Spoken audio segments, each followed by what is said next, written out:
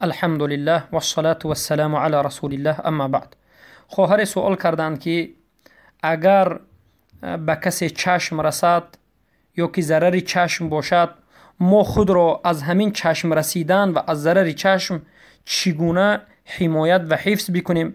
فقط توکل به الله میکنیم خلاص است یا که رقیه کردن جایز است؟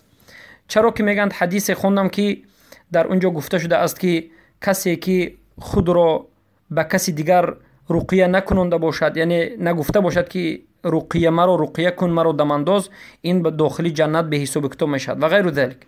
البته بارک الله فیکم، الله سبحانه و تعالی اولین چیزی که من و شما را امر میکند بعد از توحید و ایمان توکل کردن به او و از چشم و از ضرر جین و از دیگر از این حسد و کینه هایی که دیگر انسان ها نسبت یک انسان دارند. البته الله یک برنامه را گذاشته است که در این برنامه حمایت من و شما و حفظ من و شما آمده است. اولین حفظی که انسان را یعنی الله سبحانه و تعالی به واسطه همون حفظ میکند این توحید است. انسان موحد باشد چشم، سحر، جادو و غیره ضرر نمیکند، اما دانید که در بعضی حالات میکند و این به اذن الله سبحانه و تعالی از چگونه که رسول الله صلی الله علیه و سلم را سحر و جادو کردند.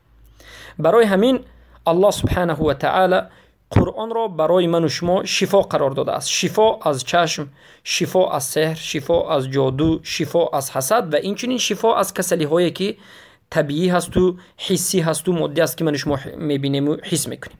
بارک الله فیکم. پس قرآن را فقط به کسلی های معنوی که درونی هست نه، بلکه به کسلی مثلا درد پا، شکسته، یگون چیز دیگر هم رقیه کنه جایز است با که ندارد. بارک الله فیکم. چرا که قرآن عموم شفا است. اما از مسئله حفظ چشم چگونه ما باید عمل بکنیم؟ کسی را رقیه کن گفتن جایز است یا نیست؟ اولا بگویم که کسی را مرا دمانداز رقیه کن و غیر ذلك گفتن جایز نیست. این خوب نیست و این را رسول اکرم صلی الله علیه و آله خودشون بیان کردند و گفتند در روز قیامت یدخلون الجنة 70,000 بلا حساب ولا کتاب. 70,000 مسلمان ها مؤمن ها به جنت به حساب کتاب داخل میشوند. وقتی که صحابه ها بین همدیگر اختلاف کردند که این 70,000 کی باشد، رسول الله به آنها گفتند که این 70,000 کسان سه خصلت دارند.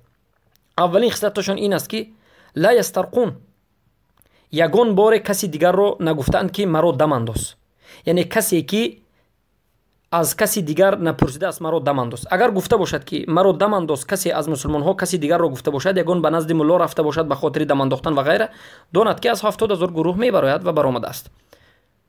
ولا یکتوون ولا یتطیرون و علی ربهم یتوکلون. با الله توکل میکنند، کسی را دم انداز نمیگویند و تشاؤم ندارند، یعنی تطیر نمی کنند. تطیر این است که این روز بد است برای سفر کردن جایز نیست، فلان روز برای سفر کردن جایز است، امروز از پیشم گربه گذشت برای می سفر نمی کنم و غیر ذلك عمل ها ندارد. بارک الله فیکم. پس از این میبرد که بهترین حمایت برای از سحر و جادو و چشم و حسد دور شدن این رقیه کردن انسان خودش را انسان باید دم اندازد و رقیه کند. چگونه؟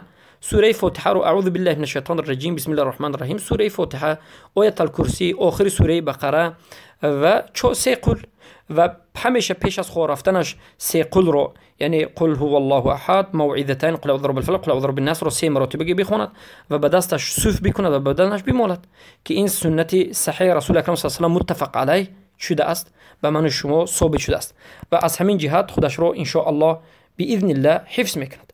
بارک الله فیکم.